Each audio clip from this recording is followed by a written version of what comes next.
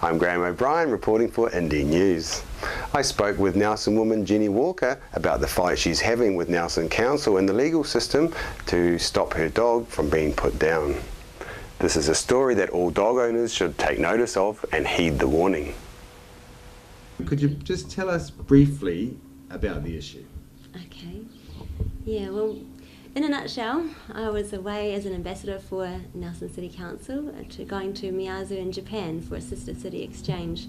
And while I was away, my flatmate was looking after my dog, and unfortunately feeding protocol went awry and my flatmate was bitten by my dog.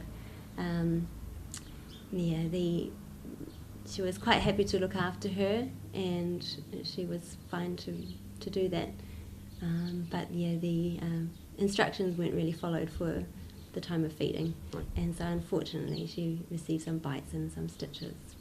Okay, so and so council took the dog away? Yes, they did. Okay, so not to be rude, it seems a bit black and white. You know, dog bites person, dog has to be put down.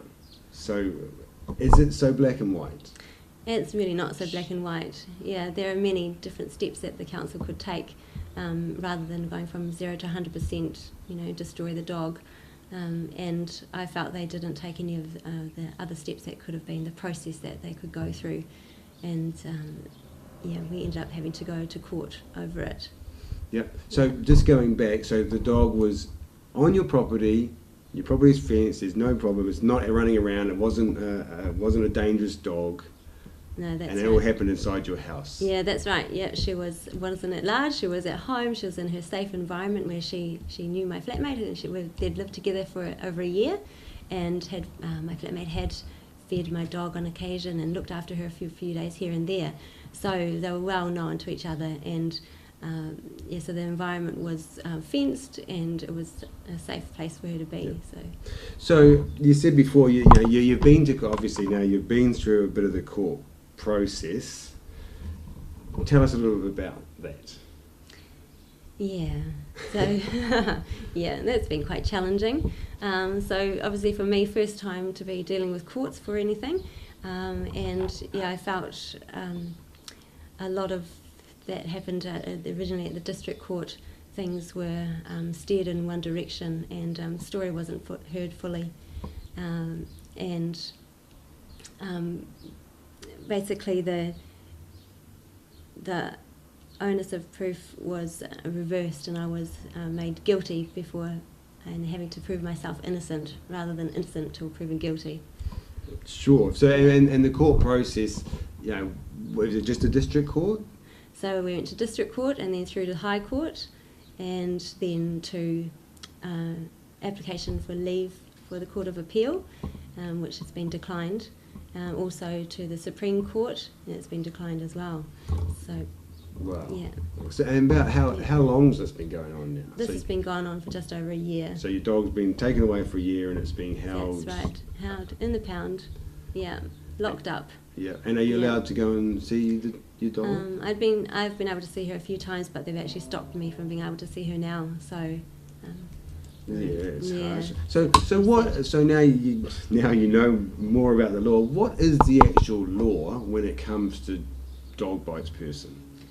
Right. Yeah. So dog owners are meant to take all reasonable care to make sure that their dog is safe in an environment, and to ensure that the dog doesn't injure, which is liability and negligence. Right, so I took all reasonable steps to make sure that my dog was in a safe environment with somebody that knew her, who was happy to look after her, and to have a feeding routine, instructions to follow, and all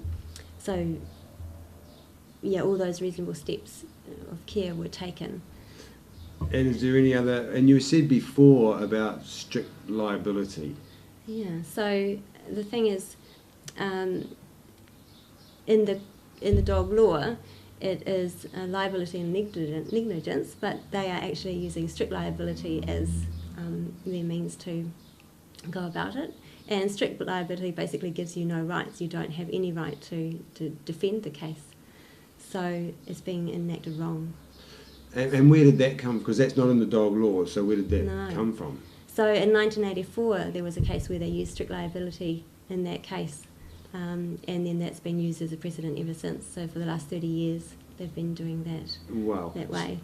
So you're saying under strict liability, once council takes you to court, but actually in court, you have very little chance of defending yourself from it because there's no mitigating circumstances. That's is right. That right? Absolutely. Yeah. So they don't look into any different situations. It's all just dumped into one big basket, and they're all classed as the same sort of thing.